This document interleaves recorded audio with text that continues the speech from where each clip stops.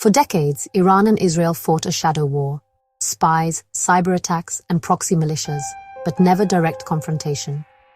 Their rivalry simmered beneath the surface, shaping the politics and security of the entire Middle East. Each side tested the other's resolve through covert operations, sabotage, and intelligence coups, but both stopped short of open warfare, wary of the catastrophic consequences that could follow. That changed in April 2025, when Iran launched a direct military assault on Israel for the first time since 1979. The world was stunned as news broke of missiles and drones crossing borders, shattering decades of uneasy stalemate. The attack marked a turning point, not just for the two nations, but for the entire region. Over 300 drones and missiles streaked across the night sky, transforming a Cold War into a hot, terrifying reality. Sirens wailed in Israeli cities as air defenses scrambled to intercept the barrage. For many, it was the first time they had witnessed such a large-scale attack in real time, a moment that would be etched into collective memory. Iran targeted Israeli military installations, not cities, aiming to show strength without triggering all-out war. The precision of the strikes suggested careful planning, a desire to send a message rather than inflict mass casualties. Still, the risk of escalation was immense, and the world held its breath. This was a calculated gamble, a response to an Israeli strike weeks earlier, and a clear message: the era of absorbing blows in silence was over. Iran's leaders stood before the world, justifying their actions as self-defense, while Israel's military prepared for possible retaliation. The stakes had never been higher. The shadow war had burst into the open, and the consequences were profoundly uncertain. Civilians on both sides braced for what might come next, as emergency services responded to the aftermath. The sense of vulnerability was palpable, and fear spread far beyond the immediate conflict zone. International leaders urged restraint, but the psychological barrier to direct conflict had been shattered. Diplomatic channels buzzed with urgent calls for de-escalation, yet the world knew that the old rules no longer applied. Israel, protected by its air defenses, now faced a monumental decision: how to respond to an unprecedented attack. Military leaders weighed their options, knowing that any move could ignite a wider war. The pressure on Israel's government was immense, with the eyes of the world fixed on their next step. The world watched, wondering if this was the end or just the beginning of a much larger conflict. In living rooms and war rooms alike, people waited anxiously, aware that history was being written in real time. The chain reaction began in early April 2025, when Israel struck an Iranian consular building in Damascus. The target was no ordinary diplomatic site. It was a hub for Iran's elite Revolutionary Guard, and the strike killed top commanders, including General Mohammad Reza Zahedi. Israel claimed the consulate was a military command center, forfeiting its diplomatic protections. For Iran, this was a direct assault on its sovereignty, a flagrant act of war. The deaths of senior commanders demanded a swift, severe response to restore national pride and deterrence. The international community condemned the attack, fearing it would ignite a regional firestorm. In Tehran, calls for revenge were deafening. The Damascus strike was the final push, transforming decades of indirect conflict into direct confrontation. The stage was set for Iran's dramatic retaliation.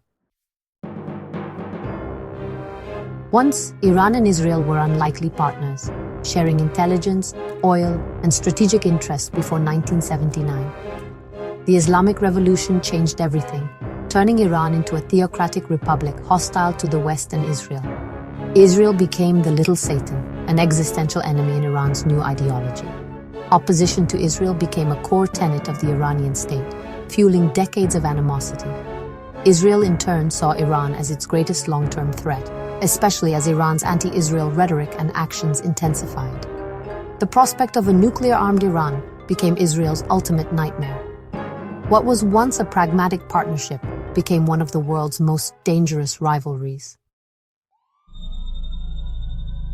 After the 1979 Islamic Revolution, Iran emerged as a regional power with a new vision. Realizing it couldn't confront Israel directly due to military and political constraints, Iran instead chose to wage a shadow war. It built a network of proxy groups, most notably Hezbollah in Lebanon and Palestinian Islamic Jihad, to extend its influence and challenge Israel's presence in the region. These groups became the front line in a conflict that would simmer for decades, fought in the shadows rather than on open battlefields. Iran provided these proxies with weapons, training, and vast sums of money, allowing them to grow in strength and sophistication. By supporting these groups, Iran could pressure Israel and its allies, all while avoiding the risks of a direct confrontation that could spiral into a wider war. Israel, in turn, responded with a campaign of covert operations. This included cyber attacks that targeted Iranian infrastructure, assassinations of key figures, and hundreds of airstrikes in Syria aimed at disrupting Iran's military buildup and weapons transfers to Hezbollah. The conflict spilled across the region, with Syria becoming a central battleground. Iran sought to establish a land corridor through Iraq and Syria, connecting directly to Hezbollah in Lebanon, a move Israel saw as a grave threat. To counter this, Israel enforced strict red lines, launching repeated strikes on Iranian assets and convoys in Syria. These actions were designed to prevent Iran from opening a new front on Israel's northern border and to limit Hezbollah's capabilities. Both sides operated under a set of unwritten rules, carefully calibrating their actions to avoid triggering a full-scale war. Yet every strike and counterstrike increased the risk of a miscalculation that could ignite a much larger conflict. In 2023, the war in Gaza brought the shadow conflict into the open, with rocket barrages and airstrikes pushing both sides closer to the brink than ever before. The dramatic airstrike in Damascus marked a turning point, escalating tensions and drawing in new actors. The balance that had held for years was suddenly in jeopardy. With the fragile equilibrium shattered, the world watched anxiously as the region teetered on the edge of a much wider war. Israel's April 2025 strike in Damascus broke the pattern. It targeted a diplomatic site and killed a top Iranian general. This was a direct challenge to Iranian sovereignty, blurring the line between covert war and open aggression. The world saw it as a brazen violation of international law, while Israel argued the consulate's military use nullified its protections. By killing General Zahedi, Israel made the conflict personal for Iran's leadership. Israeli strategists gambled that Iran would avoid escalation, but miscalculated Tehran's resolve. The strike forced Iran's hand to respond forcefully or risk appearing weak. Tehran could no longer rely on proxies alone. The Damascus attack compelled Iran to retaliate directly. Iran's response, Operation True Promise, was meticulously planned to overwhelm Israel's defenses without triggering all-out war. Waves of kamikaze drones, cruise missiles, and ballistic missiles were launched, timed to arrive simultaneously and saturate Israeli air defenses. The targets were military, Nevatim Air Base, and an intelligence center on Mount Hermon. Iran framed its retaliation as a measured, tit-for-tat response, not an attack on civilians. Most threats were intercepted, but some missiles hit Nevatim, damaging infrastructure. The attack proved Iran could strike Israeli territory, directly breaching Israel's vaunted shield. The psychological impact was immense. Israel's sense of invulnerability was shaken. The world saw a new level of risk in the region.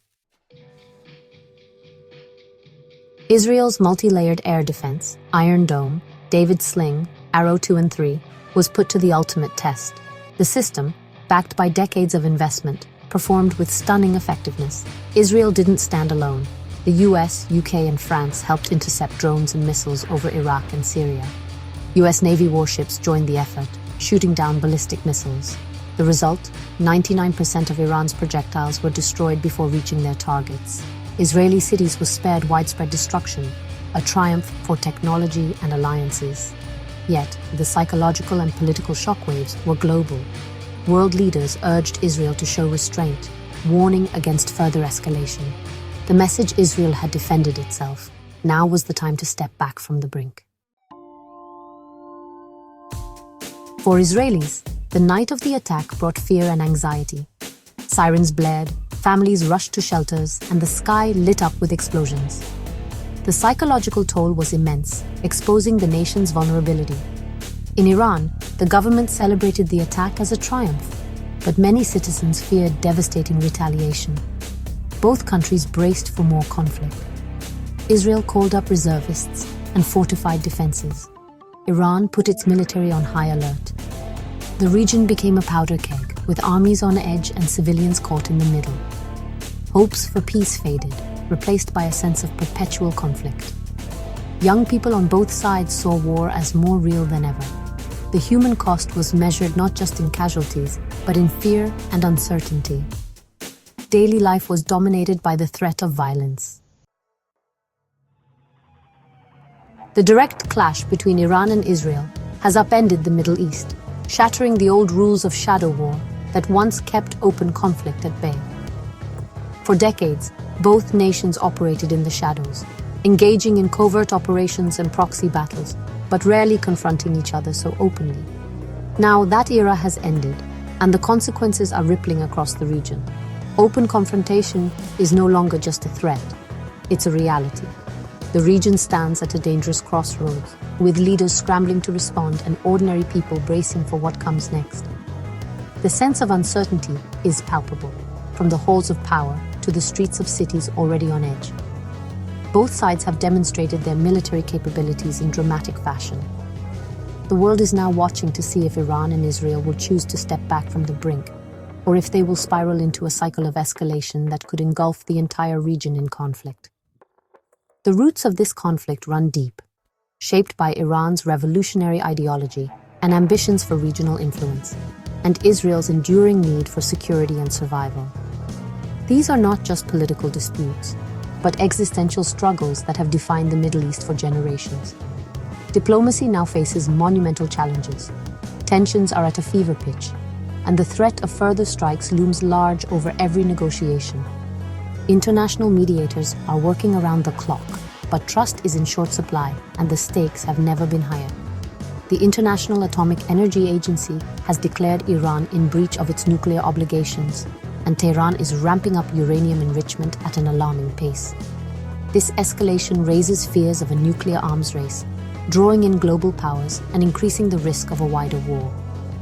Last-ditch talks are underway, with diplomats racing against time to salvage what remains of the Iran nuclear deal. But the window for peace is rapidly closing, and every setback makes a diplomatic breakthrough less likely. The only certainty is that the Middle East has entered a new, more dangerous chapter, one where the risks of miscalculation and unintended escalation are higher than ever before. The question is not if the next crisis will come, but when. As the world holds its breath, the future of the Middle East, and perhaps global stability, hangs in the balance.